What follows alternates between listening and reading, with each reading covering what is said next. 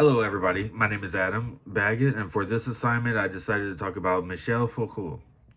I picked him because his idea about power and surveillance honestly lined up with a lot of things I've seen in my own work in cybersecurity and military intelligence. When you spend years watching networks, monitoring threat systems, seeing how people behave when they know they're being observed, Michel starts to make a lot of sense. So, the big idea I'm focusing on is what Michel Foucault calls disciplinary power. Basically, he says modern societies don't control people through just laws or force. Instead, they use constant observation or even just the feeling of being watched to shape how people act. His famous example is a panopticon, a prison design where inmates never know when the guard is watching. Because of that uncertainty, they end up policing themselves. For Michelle, that's real power, getting people to adjust their behavior without anyone having to actually intervene. What's wild is that he wrote this before the internet, before smartphones, before any of the digital surveillances and tools we have now. Yet the theory fits our world almost perfectly. Today, we basically live in a digital panopticon where social media platforms, apps, and even everyday devices collect data constantly. You don't have to be doing anything wrong. Just knowing your actions are visible changes how you behave. A good example is social media. People post differently when they know their boss, their family, or the entire internet might see it. That's exactly what Michel Foucault was talking about. We internalize the idea of being watched. Another example is government surveillance and predictive policing. Cameras, license plate readers, cybersecurity monitoring, all of that stuff. It kind of creates an environment where people act differently simply because they know their actions leave a digital trail.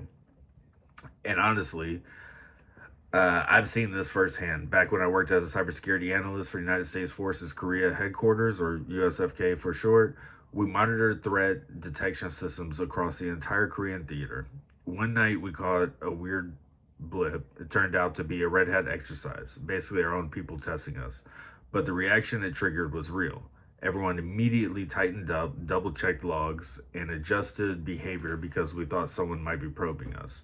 That's exactly what Foucault means. The possibility of being watched changes how you react. Now, Michelle's idea helps explain a lot about modern power. It shows that control today isn't always loud or forceful. Sometimes it's quiet, built into routines, apps, systems we use every day. But his theory isn't perfect. He focuses so much on surveillance that he doesn't talk much about resistance or a collective action. Someone like Hannah Arendt would say power also comes from people coming together and pushing back. And Weber would focus more on whether people believe institutions have legitimate authority in the first place. So Michelle gives us one really useful lens to look through, but not the entire picture. It's a little bit more nuanced than that. But for me, the biggest takeaway is that Michelle helps explain the world we actually live in, a world where data, visibility, and monitoring shape our behavior more than we realize. But combining his ideas with others helps us understand not just how power works, but how people respond to it.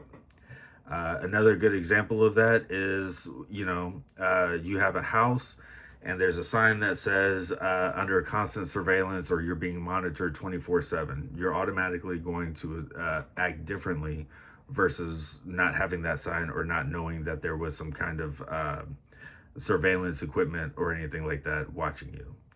That's just one good example of that. But that concludes. Thank you.